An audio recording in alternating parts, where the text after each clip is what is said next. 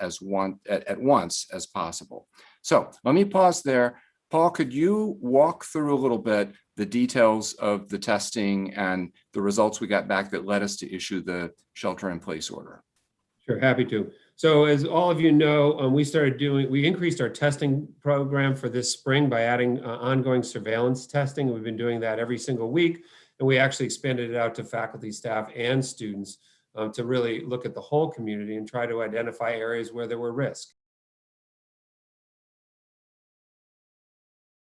Evidence of community spread, and the definition of community spread is somebody who's infected who has not been associated with anybody who has infected.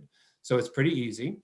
So given that context, we continue to monitor it throughout the semester. On March 23rd, we identified a significant increase in the number of positive test results from our testing. We review them every day. And from that contact tracing that we did, we identified 2 events that occurred off campus that were associated with a number of positive cases. We then went in and we did contact tracing. We then tested a bunch of those individuals and then did a wider surveillance testing at that time, not a complete, but just a wider group of individuals. And based off of that second set of testing, which we got the results on March 25th, we identified basically, as James said, a relatively small number, but about 5 cases that were not associated with any other infections on campus that we could identify. I will tell you, I do want to step back 1 second. We did identify that these two off-campus events, they were not big, but because of the contact tracing, we actually identified that the football team were contacts. They were not associated with part of the event, but they were contacts of the positives. And so we actually isolated and identified an outbreak with them, with the football team. So we quarantined the whole football team.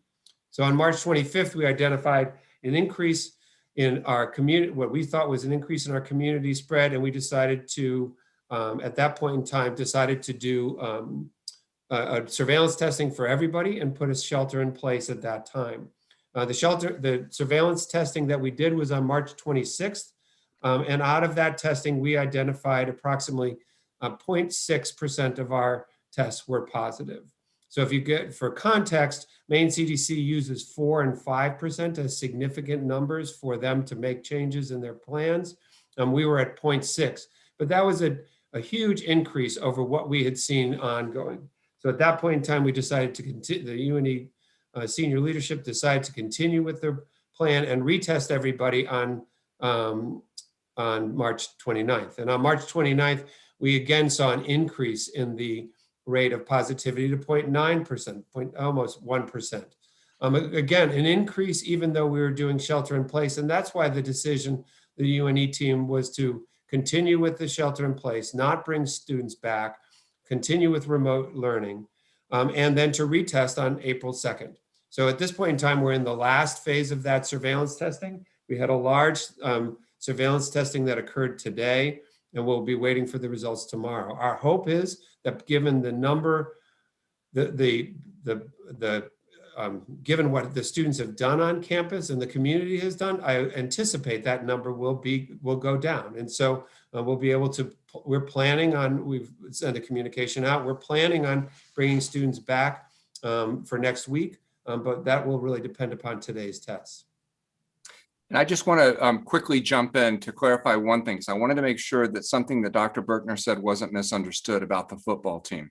So, because I have heard a rumor going around campus that this was somehow caused by the football team, and that's not the case. As best we can tell, the events that led to this outbreak were small gatherings that some students had off campus. And these were not big parties, these were not big bashes or anything like that. And these were not football parties. It wasn't the football players there was 1 or maybe 2 football players who were at these gatherings, but there were a lot of students from other athletic teams. There were students who were not even student athletes that were at these gatherings.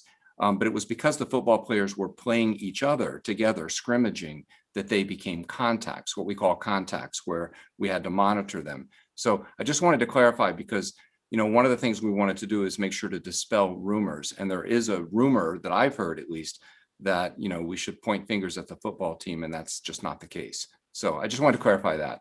But thank you, Paul. That was very helpful. So, Yes, Jeannie?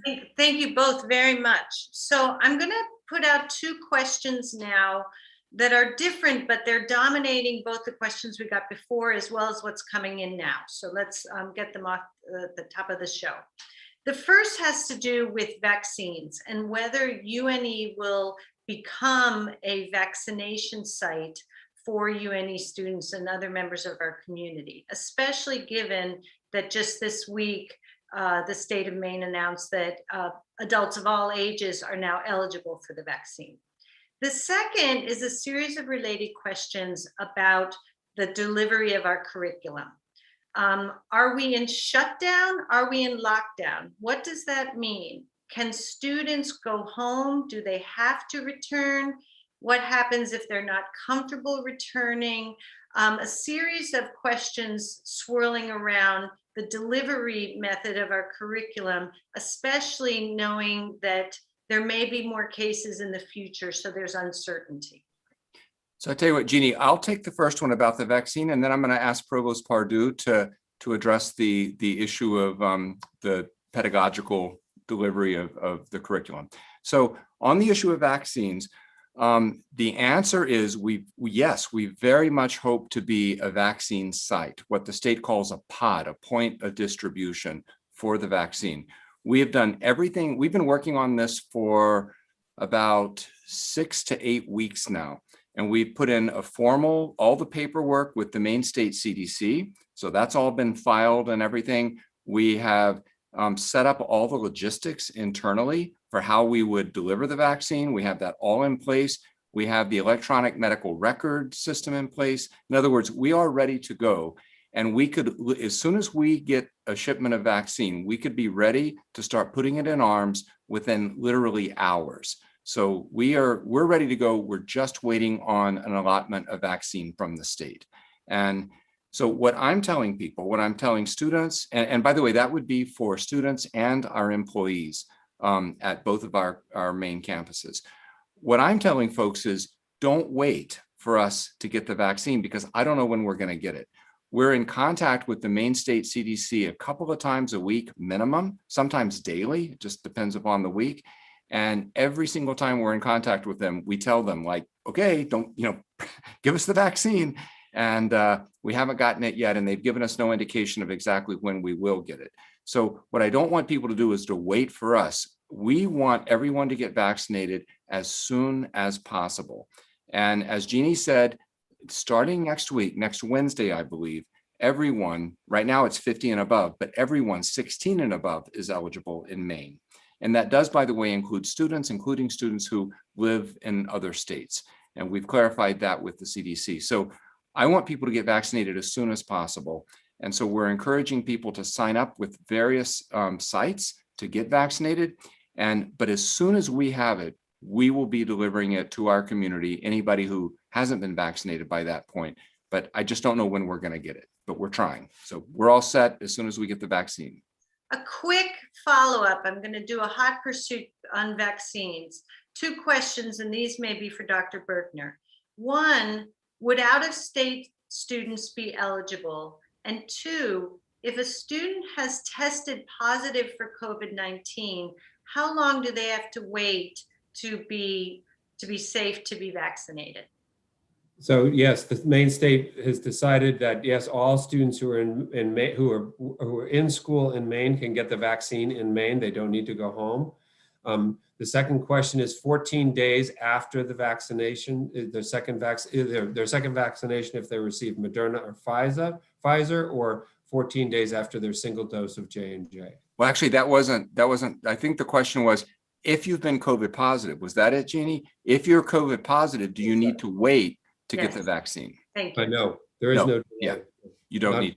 I apologize. You do not need to wait. No. Thank you. Provost Pardue, on the delivery of the curriculum. So the University of New England's teaching model is really predicated on campus-based learning. Much of what we do doesn't translate particularly well into a remote or online format, as our curriculum is really distinguished by its highly interactional, it's highly experiential.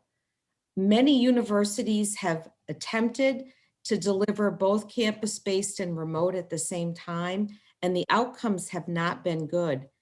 What I want to emphasize is that the reason we are working hard to reopen our campus and re-engage our students back in class is that we are following all the protocols that are necessary for the pandemic.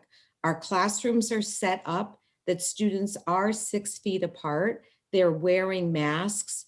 In our laboratory settings where the 6 feet might not be achievable, they're wearing appropriate PPE so that they can engage safely in their laboratory activities. And so it is our hope that once we are able to reopen and engage students, that we will be able to complete the semester as we began the semester, because this is going to result in the most favorable learning outcomes for all of our students. Thank you. So there are a series of questions about testing at UNE and the timing of it. I'm going to try to put these together. So one is, who was tested today? Everybody? Just those who chose to, those who were exposed? A second is, how many positive cases have been identified at UNE, and do we expect more?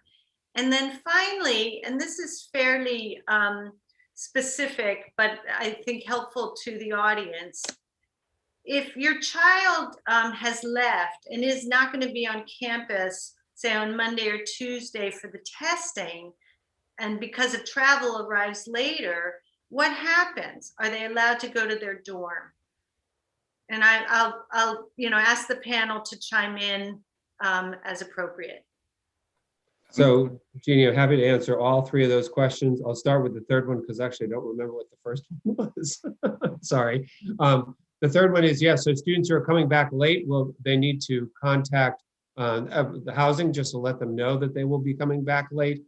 They can get into their dorm through security. They can work with security. We're letting students come back so that because we understand that they will need to come back.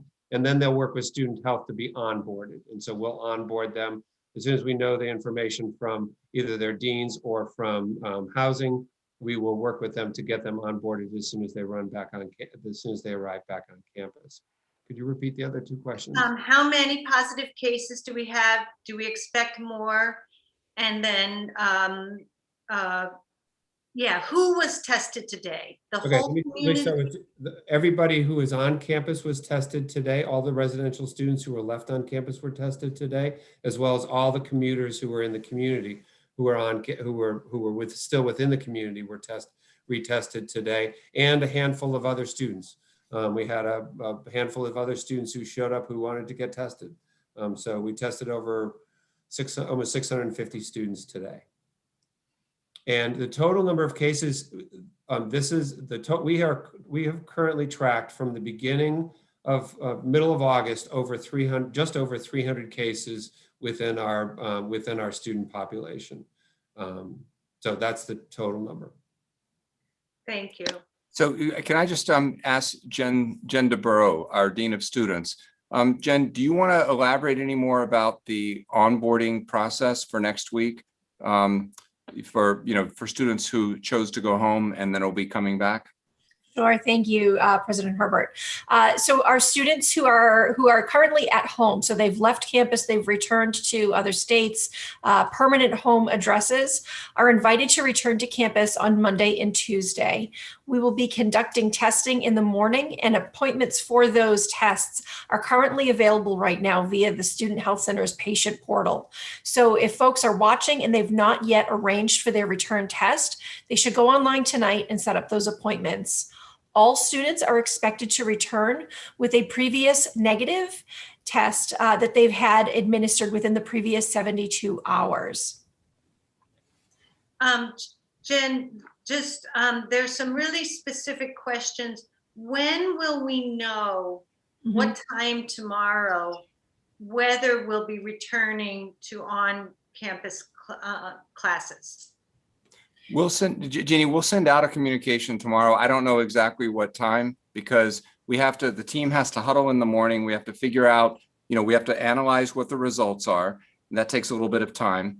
We have to do some contact tracing, and then we have to make a decision at that point about, because everything Jen just said is contingent upon what the results are tomorrow, right? And so we're pretty confident that we're going to be able to bring students back Monday and Tuesday, and then to release the shelter in place order. But we don't know that for sure until we see the results tomorrow. The way the data are trending, we think that'll be the case. But so students will be getting a communication sometime tomorrow. I can't give a specific time, 2 o'clock, 3 o'clock, whatever. So just watch your email. I want to give Dr. Berkner the opportunity to jump in here. He had a finger raised. I think he wanted to add something more about the testing.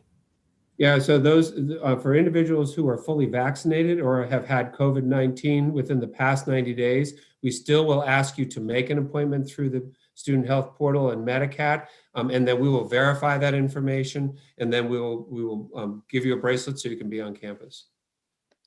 So another quick follow-up. Wait a second.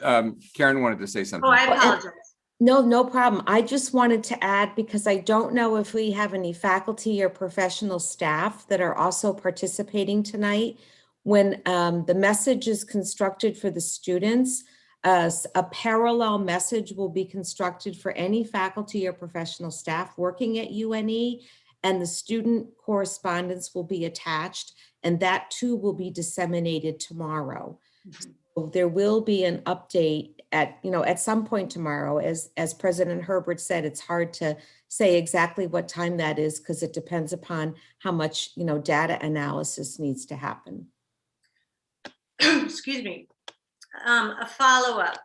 Did I hear correctly? There have been 300 positive cases at UNE. That seems like a lot more than we've been reading in the weekly reports. So those are cases of individuals who are students who are in the UNE community, not students who have been on campus. The reports of those students are those infections that are on campus. We had well over 50 students who tested positive prior to even coming back for the second semester. So those are the numbers of the total number of students who've been diagnosed with COVID within the time frame, but not on campus. I don't remember the number off campus. I haven't tabulated them recently. Okay, thank you. I'm going to switch to some financial related questions, and I'll pose 3 that go together. A frequent one is about students who have work study as part of their financial aid and income, but have been unable to perform those duties because of the shelter in place. Will they be paid for those hours? And then 2 others are, does UNE plan any tuition reimbursement for these shutdowns? And should we end up having to shut down more, will there be any housing reimbursement, especially for students who choose to go home? So Jeannie, I will have to get back with you on the question about the work study situation. I just don't know. I don't have the CFO with us right now, and I don't want to give an answer that's incorrect. So we're just going to have to defer on that, and we'll have to get back on that one. No, we're not issuing a tuition remission. That we're still providing, and we will, I guarantee you, continue to provide our education to our students for the remainder of this term. We're absolutely committed to that one way or the other. And so we're not, our expenses have gone up, not down. And so we're not going to be providing a tuition remission. If we were to have to go to close the campus and send students home, then by all means, there would be, just like we did last spring, there would be a reimbursement for housing, the missed portion of housing and other, auxiliary expenses. But I really don't anticipate that we're going to have to do that. I mean, again, if you look at the numbers, if you look at our positivity rate and you look at what's happening, I think we're going to be okay. And I think we can put measures in place, even if that means changing our testing protocols even more, doing even more testing than we've been doing. I think that we're gonna avoid that, and we will be able to finish out the semester successfully. So I don't anticipate having to close campus. If that were to happen, then of course, by all means, we would do a refund of board and associated fees. Yes, Jen? Jen. If I may, I would like to point out that we are aware that there are students who, for various reasons, are facing financial hardships at this time. So we do have a student emergency fund. I'd like to remind all of you tonight that we've got that. And so if we have students who are having difficulty paying rent or putting food on the table or any of those sorts of things, paying the utilities, they can send an email to student-affairs@une.edu. And we can work with that individual to identify about how much money they need in order to get by and to pay those necessary bills. And we can work with the student to do a disbursement. So I work very closely with the Office of Financial Aid to make sure that we're identifying students with demonstrated need. So please, if that is a challenge that any of you are experiencing right now, please don't hesitate to reach out and we'll work with you to see what we can do. Can you repeat that address once more? Yes, of course. It's student-affairs@une.edu.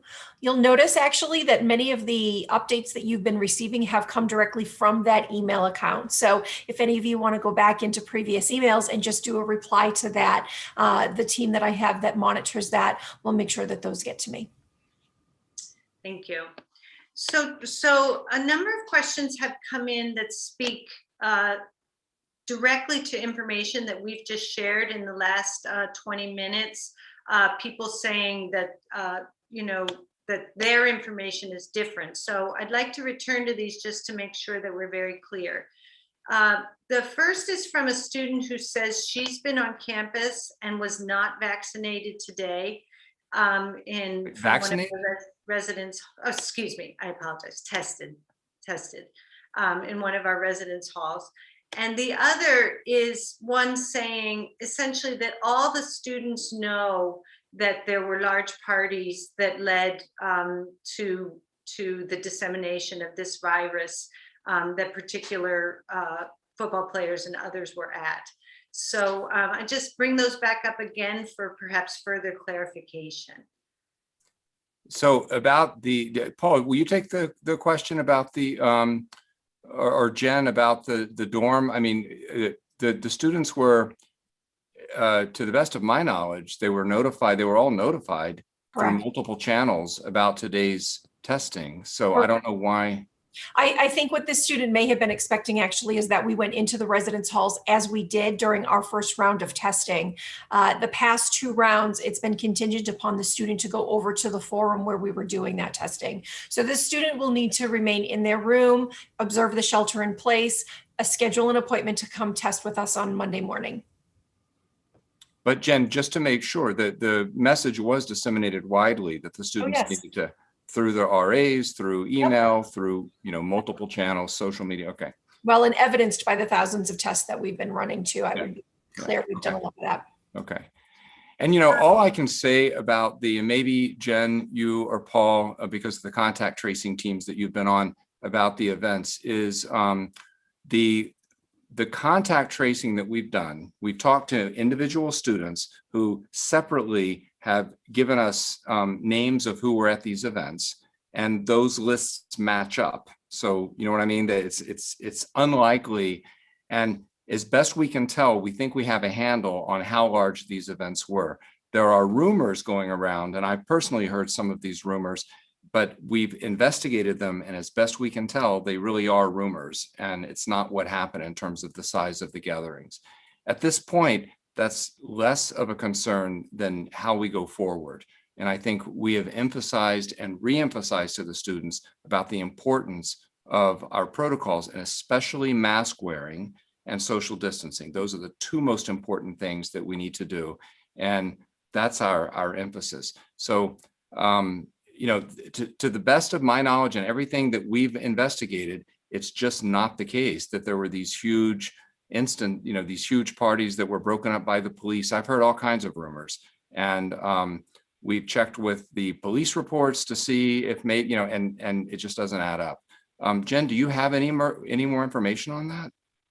I don't actually. What I would remind folks is, we can only do what we can with the information that we receive. Yeah. Contact tracing is completely contingent upon having cooperative individuals working with you. So certainly where we have learned additional information that was not shared with us during the contact tracing process, we thoroughly go back, review all of that, connect with additional individuals as we receive those names. In this case, we did not receive any additional information that would actually validate the rumors that we've been hearing. So I'm going to take the liberty just to answer two super quick questions. One is it correct that UNE was not on a shutdown, but a lockdown? Classes continued. Absolutely correct. I use the word lockdown or shutdown, excuse me, in the question as a question. Our curriculum has been continued without any pause. And the second is, have all of the UNE staff been vaccinated? The answer to that is no. Maine has been has used an almost exclusively age-based accessibility to the vaccine. Just this week, we learned that all adults will be eligible as of next week. Many of us have been vaccinated, but all of the staff have literally not been eligible to be so. I'm going to move now to questions, a series of questions that all are really about reopening. What are our criteria for reopening? Are we considering the role of false positives in these tests that we're doing? There's some concern about that we're expressing that the caseload is still fairly low, but that our response has been pretty heavy with an enormous impact on student experience and even mental health. So under what conditions would we close? Under what conditions will we reopen? And what are the rationale upon which those decisions are made? So I'll begin and then pitch it to some of my colleagues. In terms, our number one priority is keeping our campus community safe. And that's been our guiding North Star from the beginning of the pandemic outbreak. And so if we get to the point that we were to feel like we could not keep the campus community safe, we would take whatever action we had to take, up to and including going back and closing the campus and sending everybody home like we did last spring.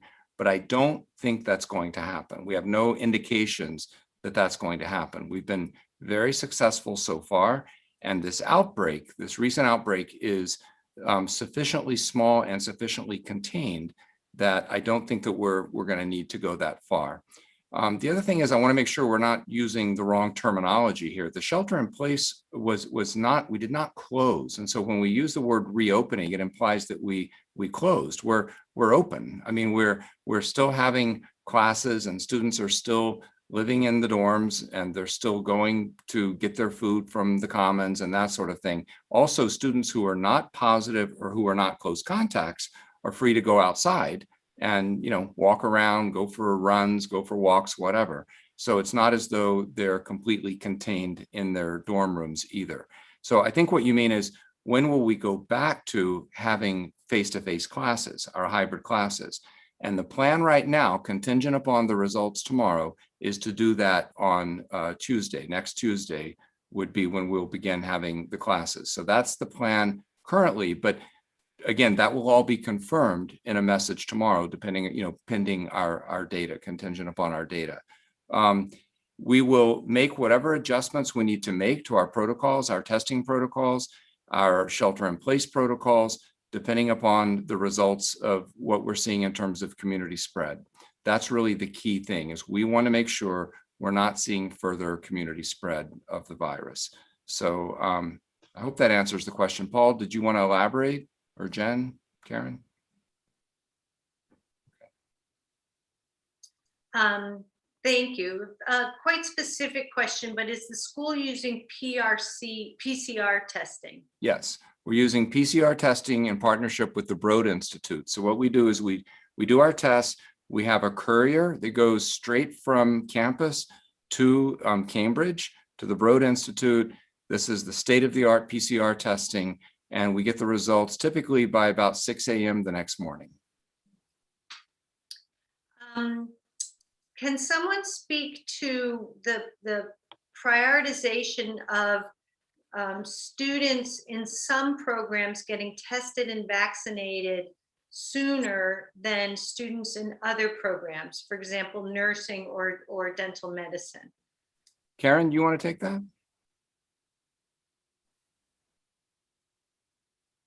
So the state determined that students that were patient-facing were eligible for vaccination because they were dealing with the healthcare systems here in Maine. And so we received some assistance through area vaccinators. We obviously have not had access to vaccine ourselves, and provided organizations with contact information for students who were in patient-facing roles this spring semester. So to use Jeannie's example of nursing or dental medicine, if a student was just doing academic coursework and not seeing patients, that student would not have been afforded the opportunity for a vaccine. But if a student was going to have a clinical or a clinic rotation where they would be interacting with the public, that student's name and contact information was provided. We were then dependent upon the organizations that were helping us to work our students into their schedule. And in all honesty, it oftentimes was on weeks or days where they knew they were going to have some extra vaccine. They were administering it to their own clientele and then working in the UNE patient-facing students as they could. So I would estimate that about 75% of patient-facing students have indeed received both doses of the vaccine, but I wouldn't assert that 100% have, because it's been, a rather time-intensive process with the 2 different doses. It's certainly our hope that once UNE receives vaccine, we will be much more efficient in getting all of our students, vaccinated quickly.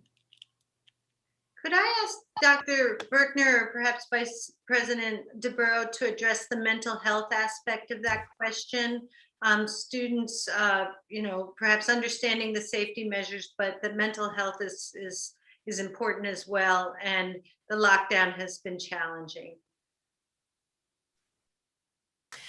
So certainly, mental health is something that we talk about on a regular basis because we have heard from so many students that they're experiencing increased depression or increased anxiety. One of the things that we did this year, actually, and hopefully many of you are aware of this, but if you're not, this is a great moment for you to really listen up. We actually implemented an on-call structure using a local, or rather a national resource called Protocol. So more often than not, the kinds of calls that come into us when students are experiencing sort of deep distress generally happen after hours. It's 1 o'clock in the morning when someone has had an opportunity to disconnect from their day and really is feeling strong emotion. We now have a resource for students that they can call at any hour of the day and be connected to a clinician who will help them to identify what it is that's happening for them in that moment, create a plan for success, and then connect them to one of our on-campus counselors. So not only have we increased the resources that we have, but there's also been an awful lot of work on campus over the course of this past year to make sure that we're doing lots of programming for students in order to keep them connected to one another. One of the things we just did 2 weeks ago was to take what had traditionally been a 1-day fresh check day, which is intended to open up dialogue around mental health, and turn that into a fresh check week. So I would hope that that demonstrates for you that we are aware that this is a stressful time for everyone. And there's more that we've continued to do over the course of this year to try and address that. I also want to be clear too that one of the things we've also heard from students is that they're learning some grit and resilience in this. And so there's also some positive outcome here. Students are talking more to one another. And that's one of the things we know can be really helpful. That sort of shared experience is one that when folks have community is easier to find your way through. And so there's a lot that we've been working on and along that we'll continue to work on to make sure that in these last 4 weeks of the semester, we're really pushing through hard, safely, and well. Thank you. So there, I'm going to return to, and Jen, this is probably for you as well, to the specifics surrounding the next number of days. So will students need particular bracelets? Are the colors changing in the coming days? Did we hear correctly that a non-tested student can return on Sunday, safely return to their dorm and be tested by UNE on Monday, and re-engage in their activities after receiving that result? It is the intention that folks arrive on campus in time for their testing. If a family is dealing with a special circumstance, they can email us, again, replying to any one of the emails that we've sent out with updates. Let us know what's happening and we'll work with that family to try and make arrangements. It is imperative, and I need to emphasize this, it is imperative that when folks are arriving on campus, that they do so with their 72-hour negative test. I cannot emphasize that enough. Jeannie, there was another piece to that. The bracelets. There are bracelets, and I will not tell you the color. You'll get your bracelet once we've onboarded you. But yes, you will get a bracelet. And that is how we will know visibly as people are walking through campus who has participated in the onboarding process. So please try not to, don't sneak into your residence halls. Don't have someone let you in. Please go through the process. You will likely hear from me if you haven't, and you will likely hear from the office of your college dean. So many of us will be looking for you if days go by and we haven't heard from you yet. There's a series of questions about concerning what UNE is doing, essentially about people on our campus who are perceived as not following the rules. Some of these questions are about students. There's one, for example, talking about hearing about many parties going on, particularly in one of our residence halls, but also about faculty continuing to require group work that demands that students meet in the same room, or other kinds of things that faculty are demanding as part of their coursework that are hard to comply with given the current lockdown. I can speak to the conduct piece if someone else wants to take the faculty piece. So we have and will continue to address each of the infractions of the Onward plan. This is something that we started doing back in August and have continued to do. I want to make clear though, because this is something that came up early on, folks wanted to know that we were just going to suspend people and just kick folks out for having a mask slip. We have really tried to take a public health approach with this. And so one of the things that we know is that we have benefited from opportunities of education. So when a student violates the Onward plan, they do have a conduct meeting, but we've also looked for ways to increase education and to utilize the influence of peer-to-peer education in order to minimize the incidence of the violations. Now they're happening, we're dealing with all of them, we'll continue to deal with all of them. We have in fact suspended people from the institution, and we have in fact suspended people from the residence halls. So we have gone to that length, but more often not, that's what's happening when we've had repeat offenders. And I would say that our recidivism rate continues to remain low. We do have some high flyers, and those are the people that we continue to deal with, and that will face more punitive measures. Yes, I do want to emphasize again, just to put a fine point on what Jen just said, that we, overall, you have to look at the big picture and you have to look at UNE relative to other campuses. Overall, our students have done extraordinarily well.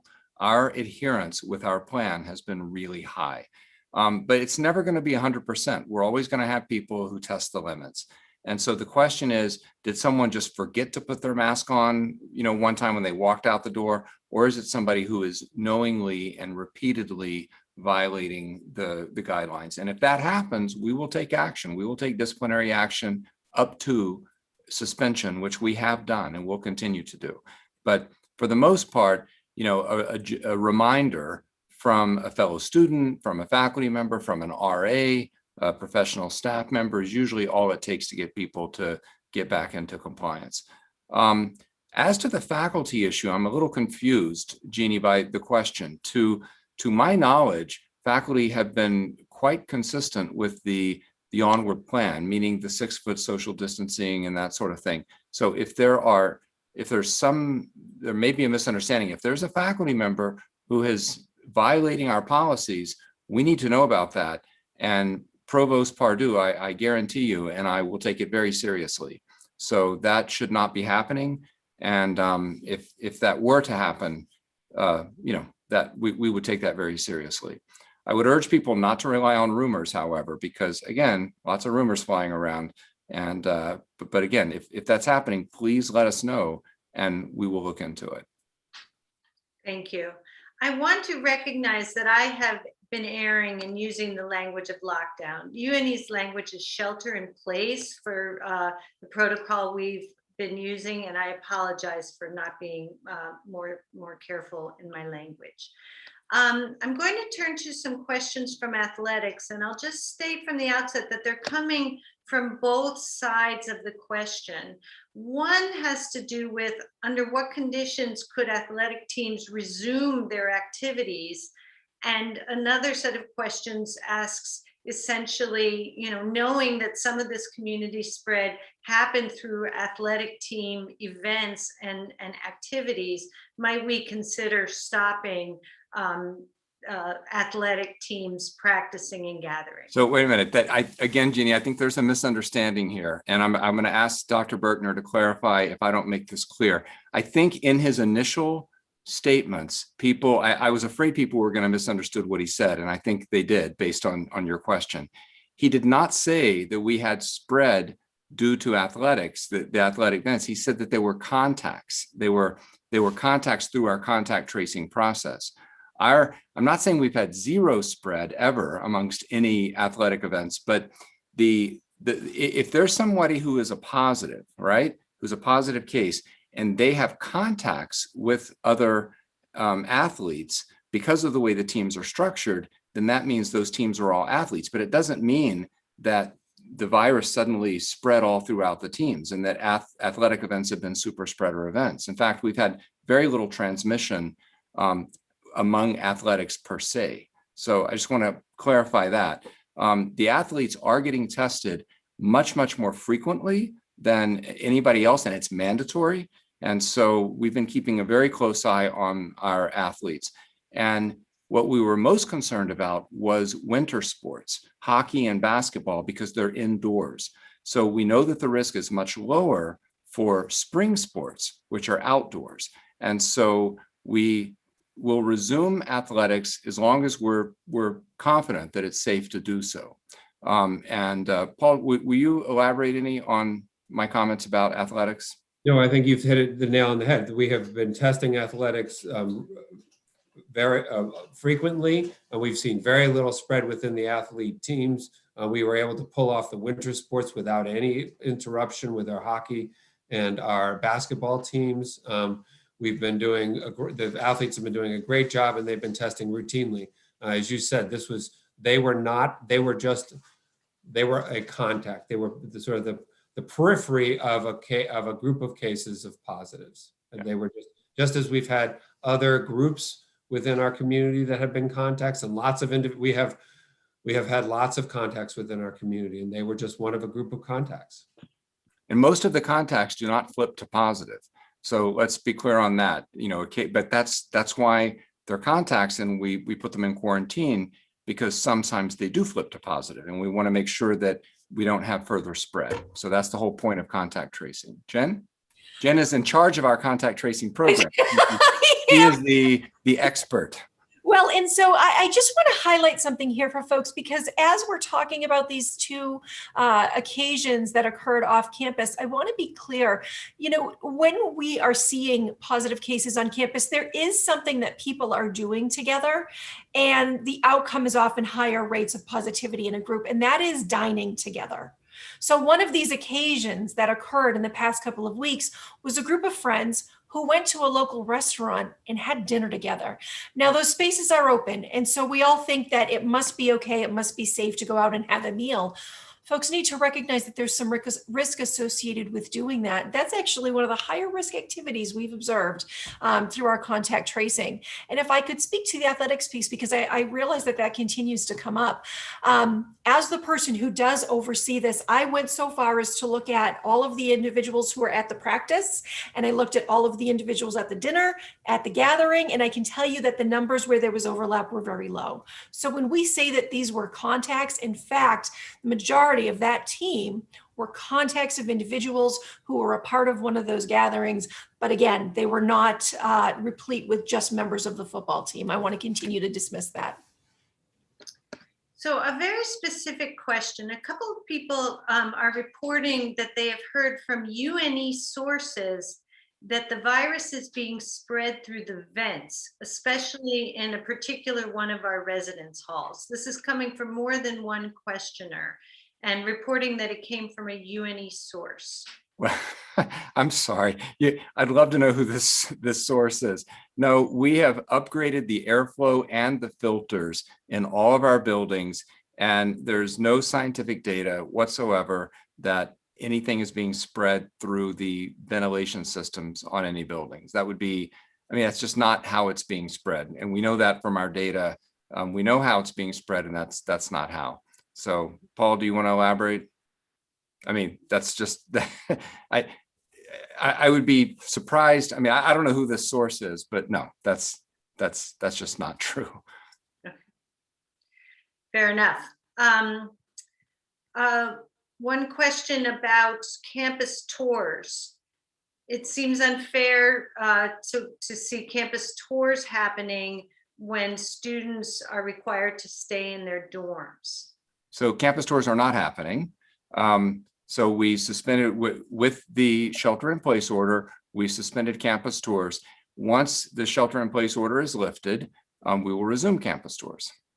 So I'm hopeful that we'll be able to resume campus tours right away, next week. But we're waiting until the shelter-in-place order till we can lift that. Quick one, can someone repeat the 24-hour service number for the mental health needs? Sure, thank you. The phone number for our counseling center, and I think they're actually, I don't think we're able to drop into the chat for everyone to see. The number for our counseling center is the one that you would call. Much like many lines, if you call, it will say, for this service, press 1, for this, press 2.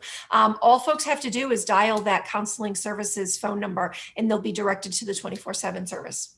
Thank you. I'm going to pose two I hope quick medical questions, and then we're going to move to our final question about this year's commencement. The two medical questions are, the first about false positives. There's some people who seem concerned that they feel they're the victim of a false positive. And the second is whether UNE plans to require vaccinations for students to return in the fall, as some universities are doing. So I'll take the false positive question.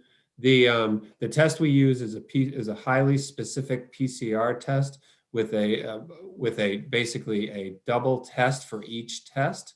And so there are the state of Maine has determined that there is no false positivity rate, that all positives coming out of PCR testing are considered positive. That's not my determination, that's the Maine CDC's determination, and they have not allowed us to remove anybody from isolation with a positive and then a negative test. These are state CDC requirements, and we just have to follow the rules. I'll let James answer the second. Sorry, I was muted. Yeah, so basically, long story short, the false positive rate, whatever it is in reality, we have to go by the state rules, which basically says there is no false positive rate. The reality is, if to the extent that there is a false positive rate, it's very, very low. And so we have to take false positives all very seriously. I mean, I'm sorry, positives all very seriously, not false positives. As to the issue, there's two things I'd like to address. One is that I'm not sure we were clear on, and I just want to be really clear, is if someone is fully vaccinated and do they need to be tested? Do they need to go through the onboarding testing? And the answer is no. If you're fully vaccinated, meaning you've had if it's the Pfizer or the Moderna vaccine, you've had both shots and 14 days out. If it's the Johnson & Johnson, you've had the one shot 14 days post vaccine. You don't have to go through the onboard testing coming back.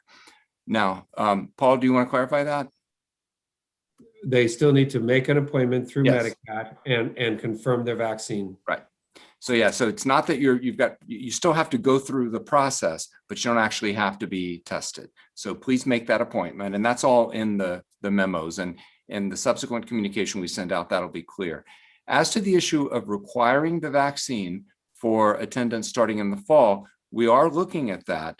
Right now, it's a moot point because we can't legally require it, because the vaccines, all three of the vaccines available in the US are approved under something called emergency use authorization, which means that they're not fully approved for general use by the FDA. It's emergency use authorization. So you can't require something you can't mandate something under emergency use authorization. So we anticipate that they will be fully approved. We just don't know exactly when. And if that time occurs in the next few months, then we will seriously look at requiring the vaccine, not only for students, but for employees as well. And that's something we have our attorneys and others looking at. But again, it would all hinge on the vaccine being fully approved. Now, what I'm hoping is that essentially becomes a moot point, because what I'm hoping is that our entire community will embrace the vaccine, getting the vaccine, and like me, they will go out and get it. And so we will have, very close to 100% compliance, with only those who aren't medically able because of a, legitimate medical issue to get vaccinated, in which case we wouldn't even have to mandate it, because we would have high enough compliance on a voluntary basis. So we're going to be strongly encouraging at this point everyone to get vaccinated.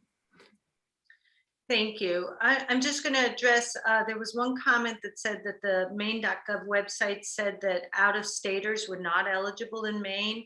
At yesterday's press conference, Commissioner of Health and Human Services of Maine said that students on campuses are included in eligibility. I'm going to, so we're going to move to our last question, which will be about commencement. Let me tell all of our participants that we're going to keep a record of all of the questions and do our best to address any of those that we weren't able to get to tonight. And we'll be making that available on the UNE Onward website, as well as the copy of tonight's session, because we know some people couldn't come. So I want to thank everybody, and I'm going to let President Herbert finish us up today. And I'll just pose this final question, which has to do with commencement. It comes from many people, many frankly expressing that their hope is high that we'll be able to have an in-person commencement. When will that be decided? What are the criteria upon which that will be decided, and so forth? Thank you. Yeah, thank you. So first of all,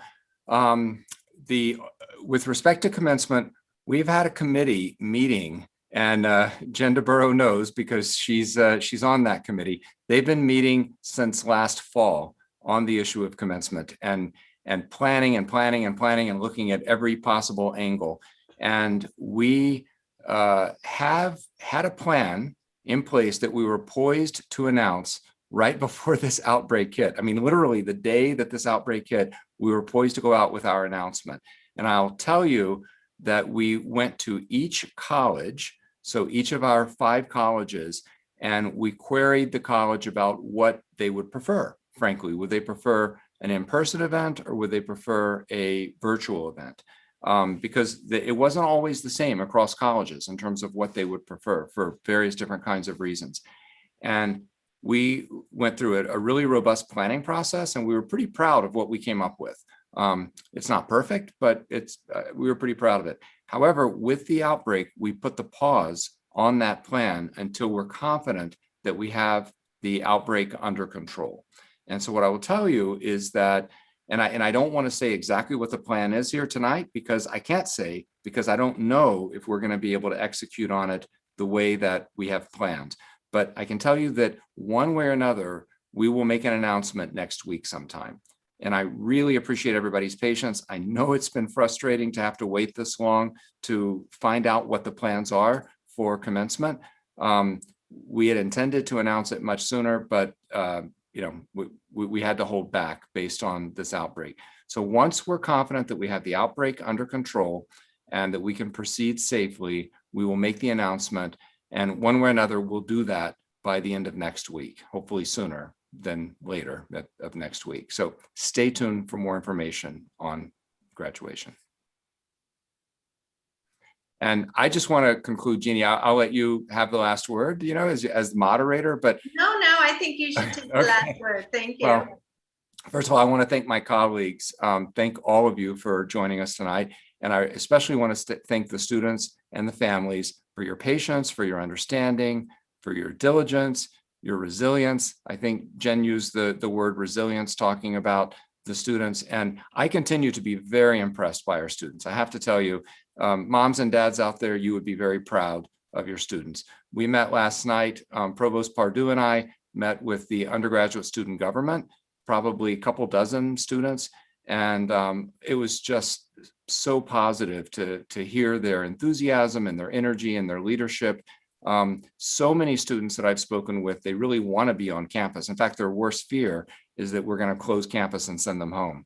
So we're doing everything we can to make sure that we continue and we end out this year and this semester strongly, but most importantly, that we do it safely and we keep the community safe.